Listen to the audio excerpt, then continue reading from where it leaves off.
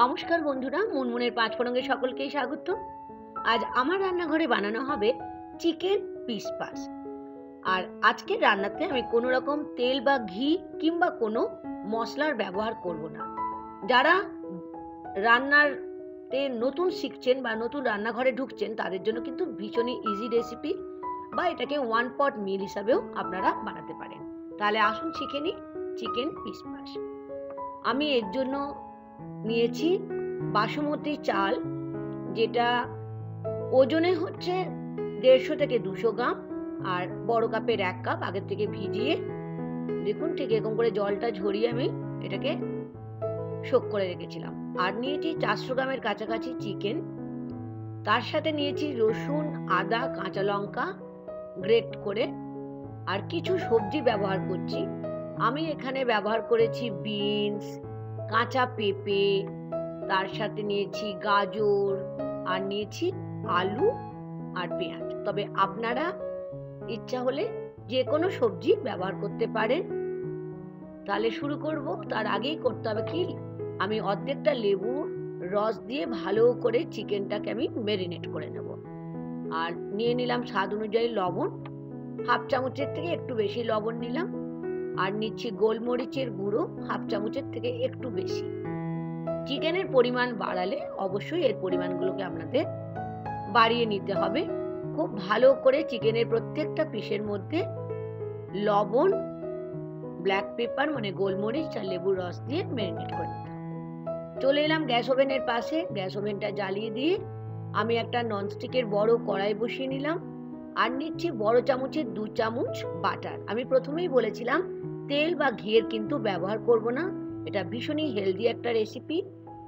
বাটারটা গলে যাওয়ার পরে নিয়ে নিলাম বড় চামচের 1 চামচ ব্ল্যাক পেপার মানে গোলমরিচ, আর 1 থেকে 2 তেজপাতা। লো ফ্লেমে ভালো করে এটাকে 30 সেকেন্ডের মতো রোস্ট করে নিলাম। এখন নিয়ে নিয়েছি ছোট এলাচ 2, বড় এলাচ 1, লবঙ্গ কয়েক টুকরো, আর দারুচিনি 2। এই গরম মশলাটা দিয়ে আবার লো ফ্লেমে 30 থেকে 40 সেকেন্ড আমরা এটাকে ফ্রাই করে নেব। ফ্লেম কখনোই বাড়াবেন না, তাহলে মশলাটা কিন্তু পুড়ে যেতে পারে। এখন নিয়েছি বড় চামচের 2 চামচ আদা রসুন আর 1 কাঁচা লঙ্কা দিয়ে আমি এটাকে গ্রেট করে রেখেছি। আপনারা বাটাও ব্যবহার করতে পারেন। 2 চামচ রসুন আর 1 চামচ আদা, আর তার সাথে ঝাল মানে লঙ্কা যদি পছন্দ করেন 1 দিয়ে আপনারা বেটেও নিতে পারেন। এখন কি করছি, আমি প্রথমে এটাকে ভেজে নেওয়ার পরে পেঁয়াজগুলো দিয়ে দিলাম। আদা রসুনে যখন দেখবেন কাঁচা গন্ধটা চলে গেছে, তখন যে পেঁয়াজগুলো একটু বড় বড় করে কেটে রেখেছিলাম পেঁয়াজটা দিয়ে ভেজে নিলাম। আর নিয়ে নিলাম অল্প লবণ। লবণটা নিচ্ছি তাহলে পেঁয়াজটা নরম হয়ে যাবে। ফ্লেম কিন্তু লো টু মিডিয়াম থাকবে। এখন যে চিকেনটাকে লেবুর রস, গোলমরিচ আর লবণ দিয়ে ম্যারিনেট করেছিলাম, চিকেনটা নিয়ে নিলাম। চিকেনটা যখন কড়াইয়ে দেবেন তারপরে কিন্তু ফ্লেমটাকে মিডিয়াম টু হাই ফ্লেমে করে দেবেন। বেশ ভালো করে আদা রসুনের আর পেঁয়াজের সঙ্গে চিকেনটাকে আমাদের কষিয়ে নিতে হবে। তবে অবশ্যই জল দেওয়া চলবে না। ঢাকা দিয়ে দিলাম। ঢাকা দিয়ে 2 থেকে 3 মিনিট পর আমি ফেরত এলাম। দেখেছেন চিকেনের থেকে কি সুন্দর জল বের হয়েছে, কারণ ঢাকা দিয়েছিলাম না, সেই জন্যই। এখন সবজির মধ্যে প্রথমেই দিয়ে দিলাম আলু, তারপরে দিয়ে দিলাম গাজর, আর দিচ্ছি কাঁচা পেঁপে। বিনসটা কিন্তু এখন দেব না, কারণ বিনসটা তো নরম, সেই জন্য গাজর আলু পেঁপে একটু সময় লাগবে আমাদের রান্না করতে। বেশ ভালো করে চিকেনের সঙ্গে আমরা গাজর পেঁপে আলু কষিয়ে নিচ্ছি। এখন ঢাকা দিয়ে 2 থেকে 4 মিনিট লো টু মিডিয়াম ফ্লেমে আমি এটাকে কুক করে নিলাম। এখন আমি দিয়ে দিলাম যে বিনসটা কেটে রেখেছিলাম, বিনসটা দিয়ে দিলাম। এখন বিনস দিয়ে আবারও ভালো করে আবার 1 থেকে 2 মিনিটের মতো আমাদের কষিয়ে নিতে হবে। এখন ঢাকা দিয়ে রাখলাম 3 থেকে 4 মিনিটের মতো। এখন কিন্তু দারুণ একটা গন্ধ বের হচ্ছে। আবারও আমি মিডিয়াম ফ্লেমে এটাকে কষিয়ে নিলাম। আর এখন যে চালটাকে আগের থেকে বাসমতি চাল ধুয়ে রেখেছিলাম, সেই চালটা দিয়ে দিলাম। এবার চালটা দিয়ে মিডিয়াম ফ্লেমে বেশ ভালো করে আমাদের চালটাকে ভেজে নিতে হবে। আপনারা ইচ্ছে হলে বাসমতি চাল নাও দিতে পারেন, গোবিন্দভোগ চালও ব্যবহার করতে পারেন, কিংবা যে চালের আপনারা ভাত খান সেটাও ব্যবহার করতে পারেন।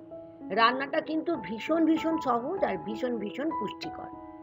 এখন নিয়ে নিলাম লবণ। লবণটা অবশ্যই স্বাদ অনুযায়ী, কারণ আমরা অলরেডি দুবার লবণ দিয়ে ফেলেছি। আর নিয়ে নিলাম হাফ চামচের থেকে একটু বেশি গোলমরিচের গুঁড়ো। লবণ আর গোলমরিচ দিয়ে মিডিয়াম ফ্লেমে একটু সময় ধরে ভালো করে আমি চালটাকে ভেজে নিলাম। আর এখানে হাফ চামচ চিনি নিচ্ছি। চিনিটা একদমই অপশনাল, তবে হাফ চামচের মতো চিনি দিলে টেস্টটা কিন্তু ভীষণ ভালো হবে। এখন আমার চাল তো ভাজা হয়ে গেছে। জল কিন্তু ভীষণ ইম্পর্টেন্ট রোল নেবে এখানে। 1 বোল জল, তার সঙ্গে হাফ বোল আমি দুধ নিলাম। যেহেতু আমি 1 কাপ মানে 1 বোল, একটা বড় বাটি ভর্তি আমি চাল নিয়েছি, যে বাটিতে চালটা মেপে নেবেন সেই বাটিতে কিন্তু জল আর দুধটা নেবেন। দুধ না দিয়ে ওর জায়গায় আপনারা জলও দিতে পারেন, তবে দুধ দিলে স্বাদটা খুবই ভালো লাগবে, কারণ আমরা এখানে কোনো রকম মশলা বা ঘি কিছু ব্যবহার করছি না। বেশ ভালো করে 4 থেকে 5 মিনিট মিডিয়াম ফ্লেমে আমি কুক করতে দিলাম। দেখেছেন দুধ আর জল যেটা দিয়েছিলাম কি সুন্দর একদম শুকিয়ে এসছে, তবে এখনো পুরোপুরি এটা ঝরঝরে হয়নি। আর সবজিগুলো দেখুন, আমি দেখিয়ে দিচ্ছি সেদ্ধ হয়েছে কিনা, একবার দেখিয়ে দিচ্ছি। হ্যাঁ, গাজরটা তো একটু নরম, গাজরটা সেদ্ধ হয়ে গেছে, তবে আলু পেঁপে মনে হয় না সেদ্ধ হয়েছে বলে, একবার দেখিয়ে দিই। দেখুন, দেখেছেন পেঁপে কিন্তু কাটাও যাচ্ছে না, তাই জন্য আমি এটাকে আরো 2-3 মিনিট মিডিয়াম ফ্লেমে কুক করতে দিলাম। ফেরত এলাম 2 থেকে 3 মিনিট পরে। ঢাকাটা খুলে আমি দেখিয়ে দিচ্ছি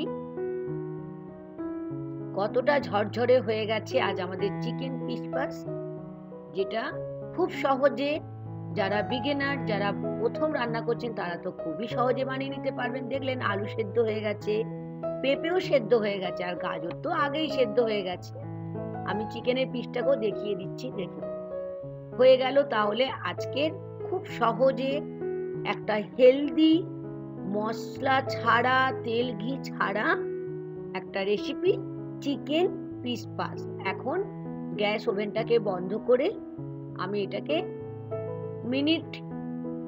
2 থেকে 3 মিনিটের মতো ঢাকা দিয়ে স্ট্যান্ডিং টাইমে রেখে দিলাম। কেমন লাগলো আজকের রেসিপি চিকেন পিসপাস? অবশ্যই কিন্তু বানিয়ে খাবেন, আর আমাকে জানাতে ভুলবেন না কেমন লাগলো আজকের রেসিপি। আর দেখতে দেখতে লাইক কিন্তু দিতে ভুলবেন না বন্ধুরা। নতুন বন্ধু হলে আমার চ্যানেলটিকে সাবস্ক্রাইব করে আমার সাথে চলার অনুরোধ থাকলো। আর যারা বিগিনার মানে যারা প্রথম রান্না করছেন তারা অবশ্যই একবার এই হেলদি রেসিপিটা ট্রাই করে দেখতে পারেন। Thank you.